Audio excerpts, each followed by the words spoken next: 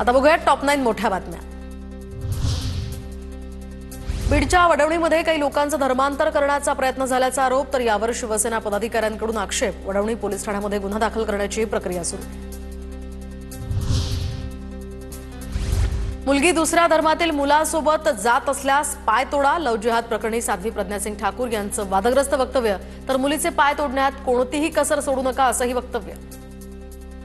उनको इतना मजबूत करना कि अगर हमारी लड़की हमारा कहना नहीं मानती है, अगर हमारी लड़की किसी विधर्मी के यहाँ जाने का प्रयास करती तो उसकी टांगे तोड़ने में भी कसर मत छोड़ना। मनसेचे बाळा नांदगावकर 24 वर्षांनंतर शिवसेना भवनात। सर्व पक्षीय विरोधकांच्या पत्रकार परिषदेसाठी आल्यावर नांदगावकरांकडून शिवसेना भवनाच्या प्रवेशद्वारावर वाकून नमस्कार। पुण्यातील कोथरूड गोळीबार प्रकरणानंतर निलेश घायवळवर 10 गुन्हे दाखल, तर 10 पैकी 8 गुन्हे कोथरूड पोलीस ठाण्यात दाखल।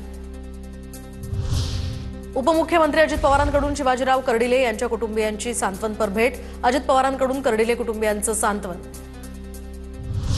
20 ऑक्टोबरला पवारांच्या राष्ट्रवादी देहूमध्ये तुकाराम महाराजांच्या मंदिराच्या प्रवेशद्वारावर उपोषण करणार।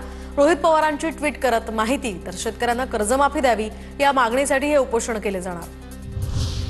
काँग्रेसचे माजी आमदार दिलीप मानेंचा भाजपात प्रवेश निश्चित, तर दिवाळीनंतर प्रवेशाची मानेंची माहिती। 2 दिवसांपूर्वी फडणवीसांची घेतली होती भेट। बदलापूर शहरात 17,000 बाहेरचे मतदार आहेत आणि हे मतदार मतदान करायला आले तर त्यांना चोप देऊ, शिवसेना शहर प्रमुख वामन म्हात्रेंचा इशारा। ट्रक क्लीनर अपहरण प्रकरणातील सर्व आरोप दिलीप खेडकरांनी फेटाळले। पोलिसांनी चुकीच्या पद्धतीने कारवाई केल्याचा खेडकरांचा आरोप। पोलिसांच्या अंगावर कुत्रे सोडल्याचा आरोप सुद्धा खोटा असल्याचं खेडकरांचं स्पष्टीकरण।